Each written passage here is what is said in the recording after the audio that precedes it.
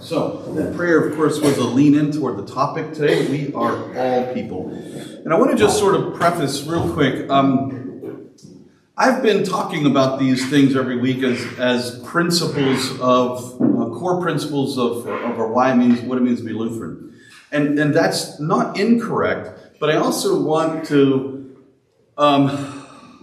give a disclaimer in that what I'm teaching is also a way in which I have personally distilled the information into something that I believe, and then am able to preach and teach in my own way.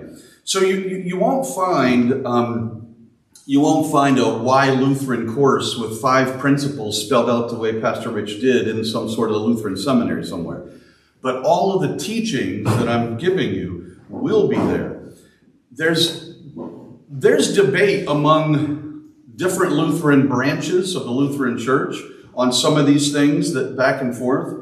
So what I'm sharing and what I'm teaching is my own way of distilling the information and offering it to you so that we're all on the same page of what we're believing together. Or at least you understand where I'm coming from when we talk about things.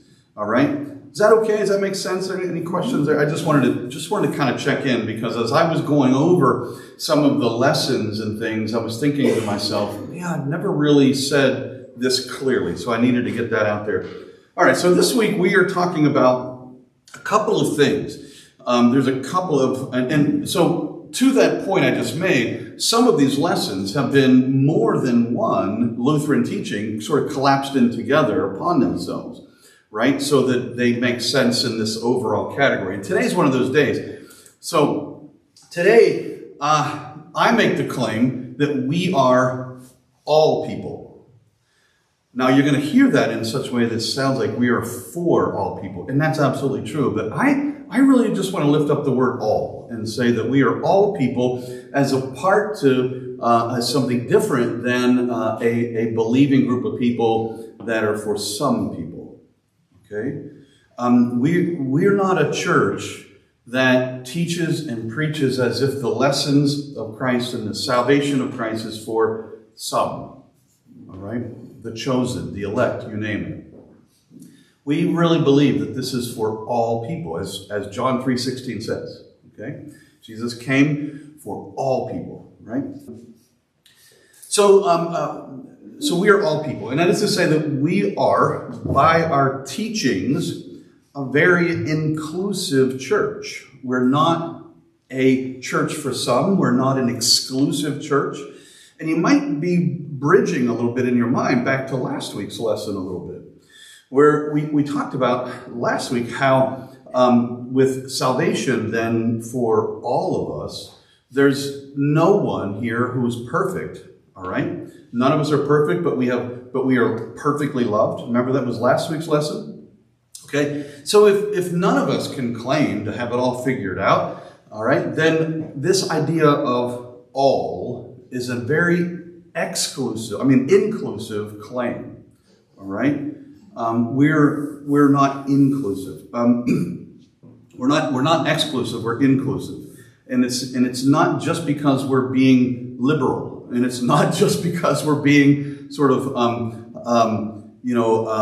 what's the word now? Woke, right? No, we're open and inclusive because it's in our DNA as Lutherans. All right. Okay. So for each of these lessons so far, for the sake of time, I hope I've managed to put all these concepts in together so that we can distill them together. This next one, this next topic is one that if I don't do a very good job of unpacking it, you're going to find yourself at 3 a.m. in the morning scratching your head, waking up thinking, what did he say? All right? And it's the topic of predestination. So I work really hard at trying to, in half hour or less or 40 minutes, offer very complex concepts in such a way that we can understand them. And to some degree, I overgeneralize, okay? Fair enough. But I do that because I want to try to get information that I think is really complex into your mind and your heart as quickly as possible, right? Without too many obstacles. But it still may have you scratching your head and wondering. Predestination is one that I can't get around. It's complicated. It's just a mess, right? So I'm going to do the best I can with this. Predestination is the doctrine that God, in divine sovereignty, has foreordained all events, including the eternal destiny of all human beings. Okay. Can you grasp that for a second? All right. Those are already some really complicated words. Okay. Now, our Lutheran position on predestination is also very unique. And to understand our Lutheran understanding of predestination, first of all, can everybody understand how predestination fits into today's topic? How this is about we are all people? Okay? All right, good. If you can grasp that piece, then you know why it's here in the content this morning. Luther's position, our Lutheran position, is still unique to this. All right? And to understand that, we're going to have to first kind of grasp what Calvin's position on predestination is. Okay? So, and that's really heavy stuff, so I thought, let's have some jokes first. All right? But you don't understand, Your Honor. I was predestined by God to commit this crime. Well, in that case, I would have you know that I too was predestined by God to sentence you to a life imprisonment. I don't remember predetermining that.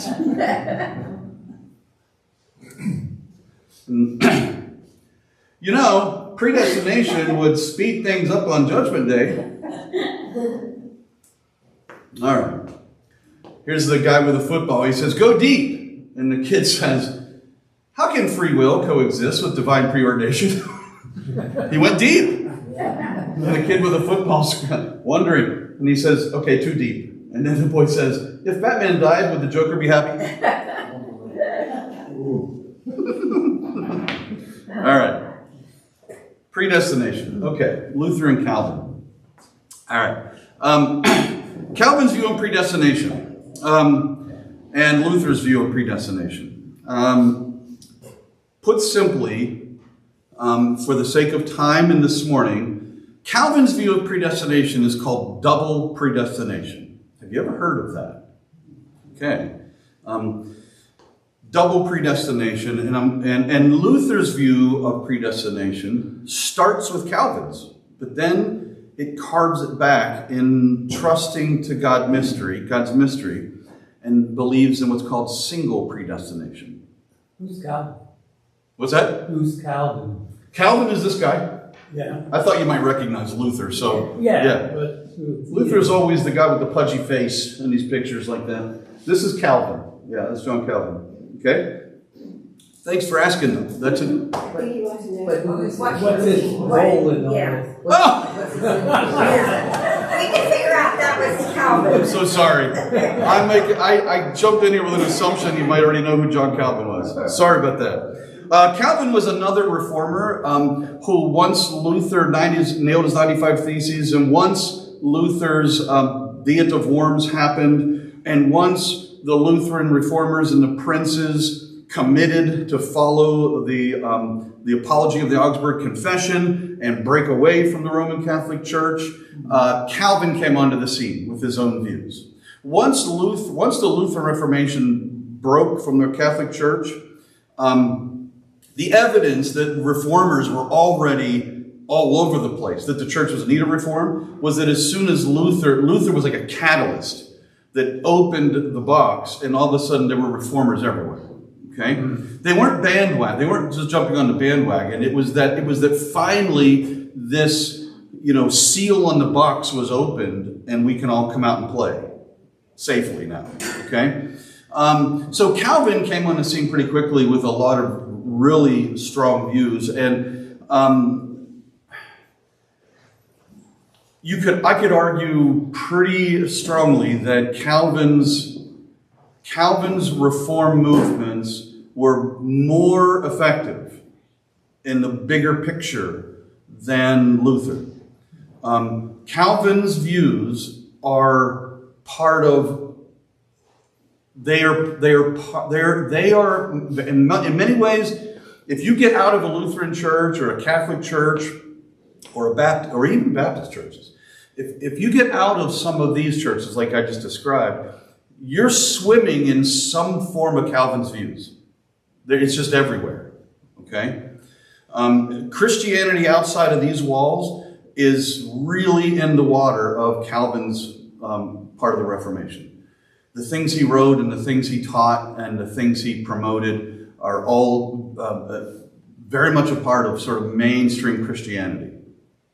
And we Lutherans are unique apart from that. The views of the people who came in the boats from England over here and started this country, they were Calvinists. Okay?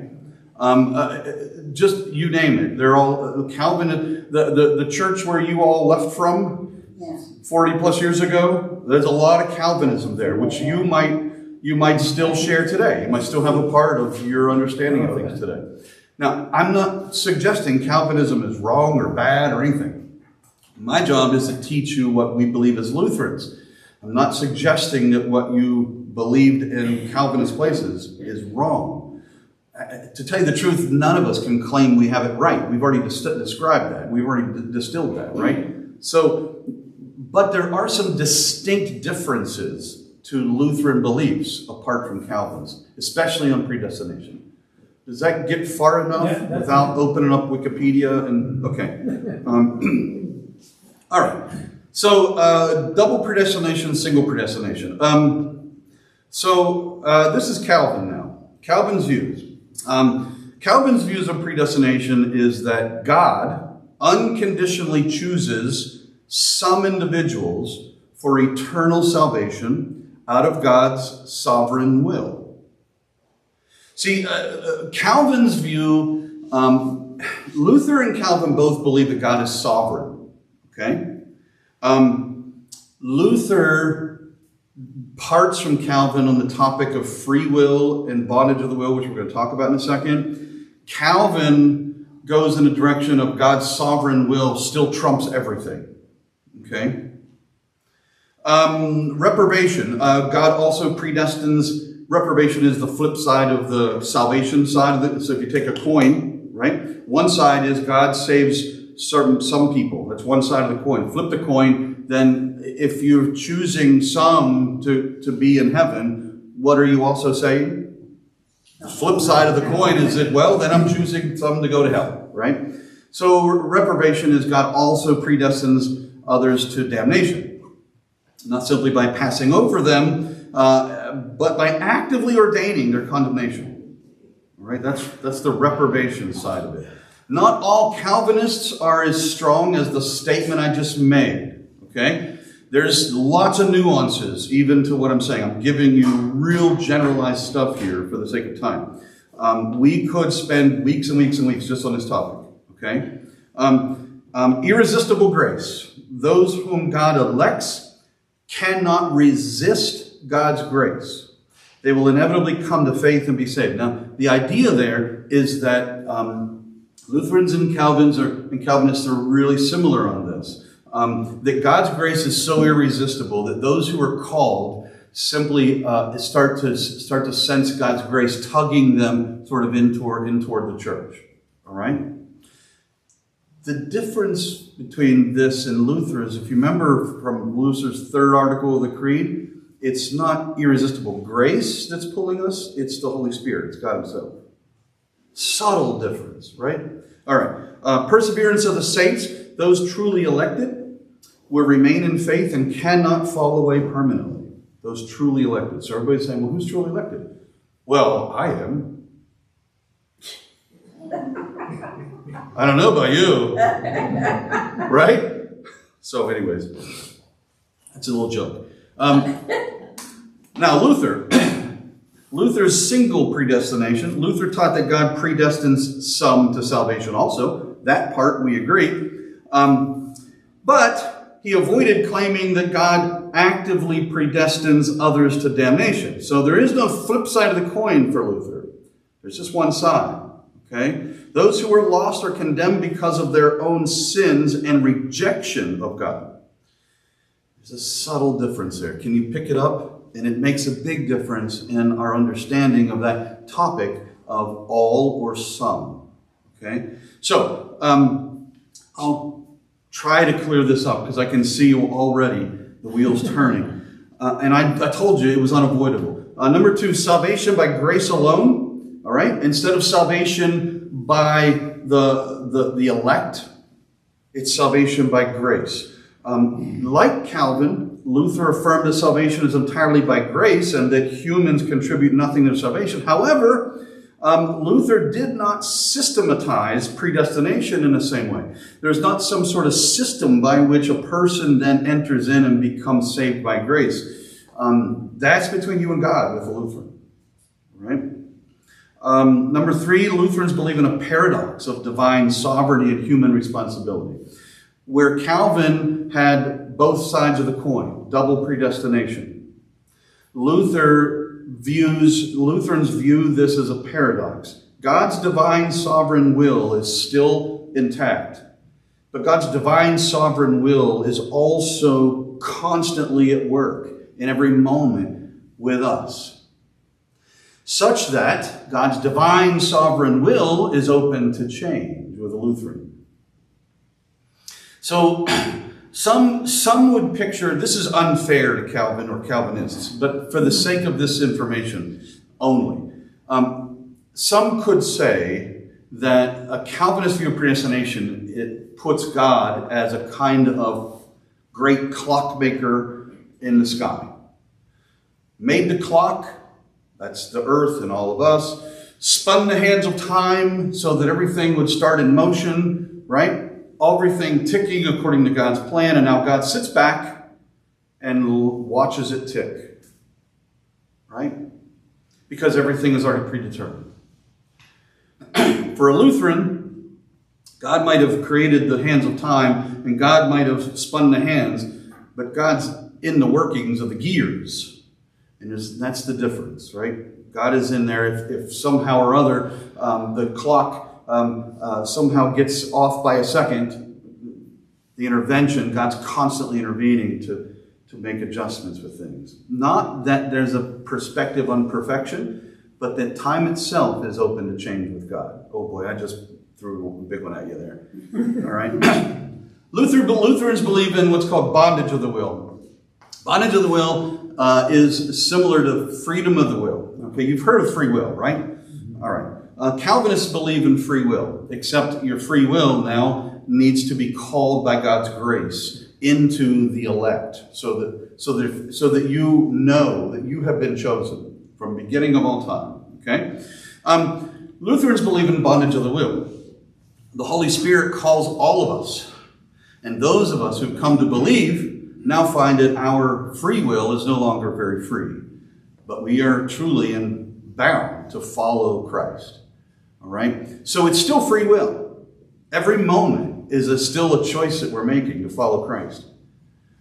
But of all the options before me, there's really only one that Christ is calling me to. So Luther's view is that free will, or is that to follow Christ is really kind of to give myself to Christ, to be in bondage, freely to give it up, just the way as Christ freely gave up on the cross. Is that making any sense? So the difference between bondage of the will and free will with Calvin is to do with the mechanism of grace and Luther's desire to leave some things to the mystery of God instead of articulating things too clearly. Okay, how we doing? I got a chart for you. All right?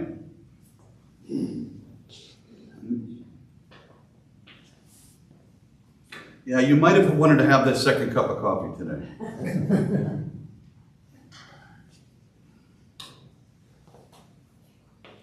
All right. Bottom line, Calvinism ends up as a kind of salvation offered to some, while Lutherans end up as salvation offered for all. Okay? And that's where I'm aiming at with this particular topic. All right? There's going to be a test at the end. So make sure you memorize. I'm going.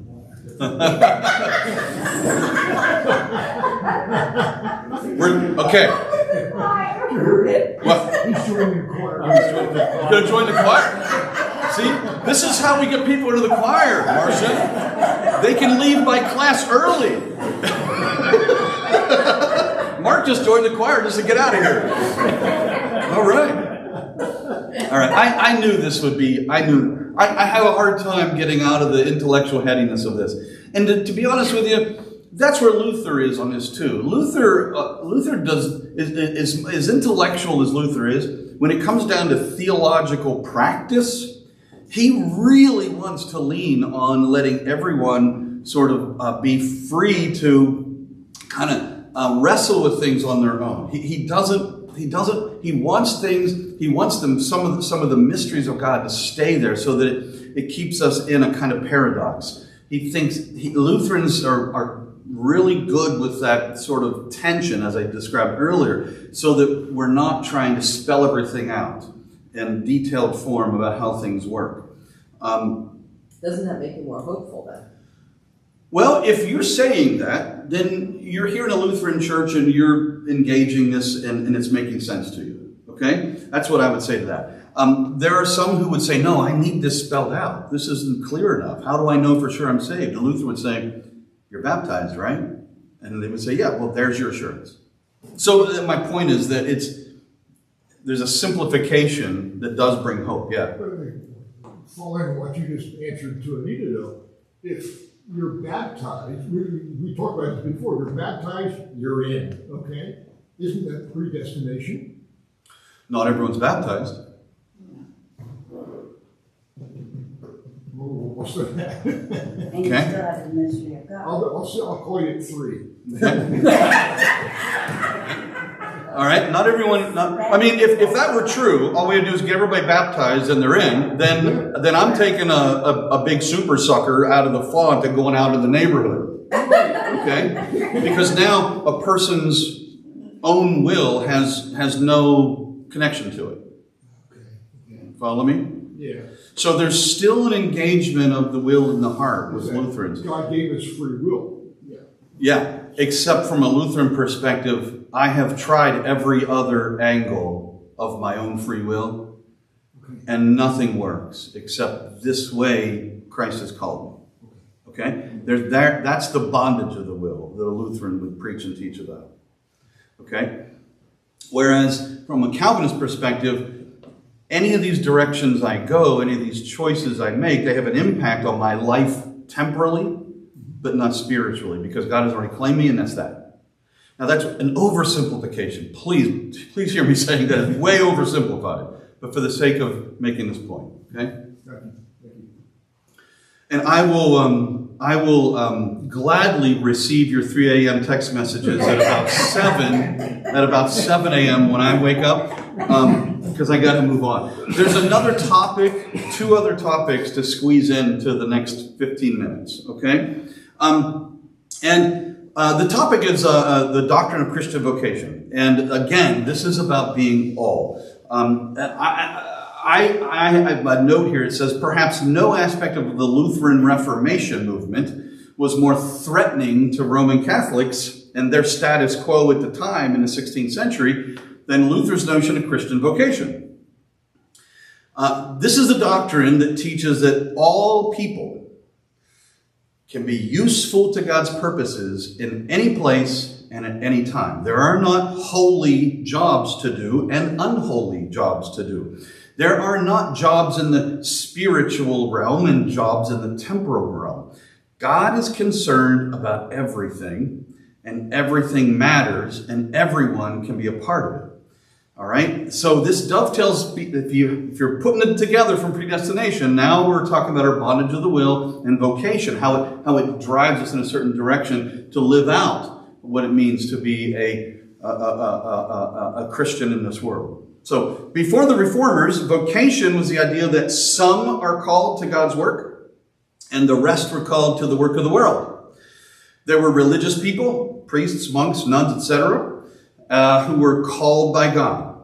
This was sacred and holy work, and the people were set apart. To be set apart, literally in the Bible, means to be made holy and treated as if their lives and their work mattered more greatly than others. On the other hand, the rest of the people did the ordinary things in the world. These roles were worldly, and there was no sense that the work was all that important to God. These people were treated simply as cogs in a wheel of the world of life.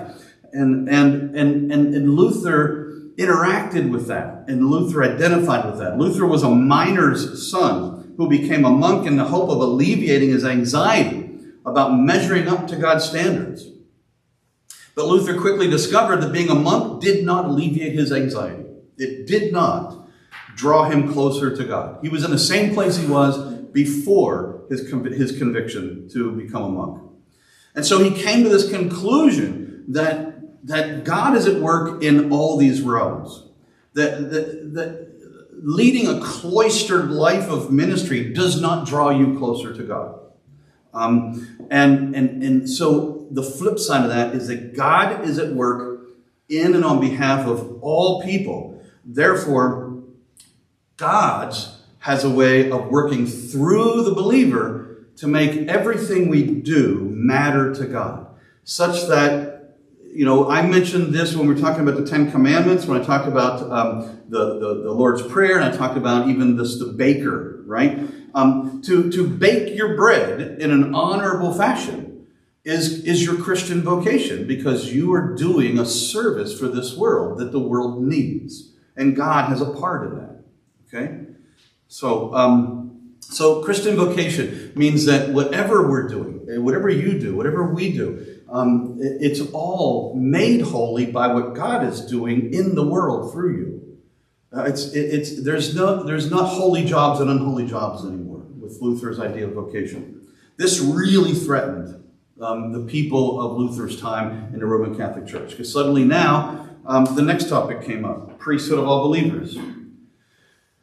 Priesthood of all believers is built on Christian vocation, except it's kind of like the same coin, but the flip side of that one now. Once you understand Christian vocation can be anything, now suddenly flip the coin over, all right? And now your gifts of your baptism, all right, enable you to be like Christ for your neighbor. So instead of the priest being the only one who's capable of interceding on your behalf and taking your sins for forgiveness to God, you can ask your neighbor, all right? You can talk to your neighbor. You can pray for your neighbor. You can invite your neighbor to come to church. You can pray with your neighbor and listen to their confession and tell them that God loves them. Anyone can do that, right? The first century Christians, this is what made, in the book of Acts, this is what differentiated them. All right? That first community believers, they were doing all of this stuff that before the first Christian community, only priests and rabbis could do. They were forgiving sins. Nobody does that. They were, right? They were sacrificing themselves for the sake of others. This is a thing that rabbis and priests do. They were collapsing already the idea of Christian vocation in the book of Acts. All right? Pulling everything together resource-wise. And all the work that they did everywhere was to share the life and love of Jesus Christ, to share the gospel of Jesus Christ, to pronounce God's forgiveness of sins, to point everybody back to Christ, who then forgives us and brings us back to God. So, priesthood of all believers means that all y'all are priests, right? Anyone now, any baptized believer can offer the grace and mercy of God's forgiveness to their neighbor. This is, see, right now we live in a world where Christianity has sort of permeated in such a way with our culture that we sort of overlook how important this is. We take it for granted. But truly, all right, it is a powerful thing that any of you, right, can pray for your neighbor, and that prayer is no more or less powerful than your pastor's, okay? Jim has delivered sermons on Sundays. Marcia did a service on Wednesday that everybody has the power to share the life and love of Jesus Christ. The difference, so then why do we have pastors? Why don't we all just act as priests and be communal? Well, the Lutherans still see a purpose for the ordination of a pastor for the sake of keeping our churches in good order. My role is not to take away your priesthood. So sometimes I'll say, you do it. Right? My role is to keep us in sync with our national church, our teachings, and that's why we send our pastors to seminary and make sure that they know what they're, at least have a chance at knowing what they're talking about. Because we believe that God also values the good order of the church, and pastors serve that role. But pastors are not to take away the priesthood of the believers from any of you. All right? So y'all can pray. And one of the most visible signs I'll share with you, when I broke down and was having a rough day and couldn't get through a particular announcement about Nick, and my hip was hurting so badly that day, I was in the hospital the next day, Marcia came out.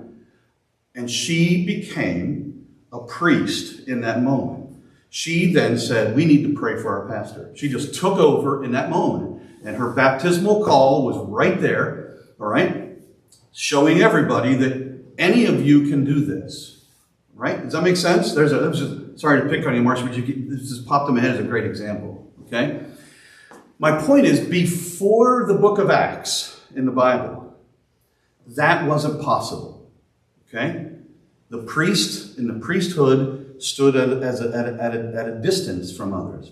And the Roman Catholic Church brought this back in their practices as well, such that the priesthood were the only ones that you could go to. And that's still the teaching today, the only one you could go to for the forgiveness of sin, which is why you have the confessionals where the priest is in there. It's why the priest is the only one that you can come to for Mass, right? And so forth. There's all this sort of built-in mechanism to things because only the priest has been given the authority from God to do these things. And in our church, the reason that I'm the one who baptizes and no one else is just simply for good order, to make sure that we're baptizing in order of what we all teach and preach and have so for 500 years. All right? It's not a special kind of hat that I wear or a special kind of ontological change that I endured when I went through ordination. But when you believe in the priesthood of priests, like a Catholic Church, they believe that once they're ordained, there is an ontological change, a change in their very being, right? We don't believe that. There's no change in my being as who I am. I'm still a sinner, right? And that makes me the same as everybody else. Does that make sense? Okay, I got to cut it off. I've got some questions for us to wrestle with, as we always do. So these three things, single predestination, vocation of all the baptized, and priesthood of all believers, I think come together to create this core principle that we are a church that is all people. We're about all people, not some. Okay? All right, so I'm going to pass out our questions, and we'll have a little time of discussion.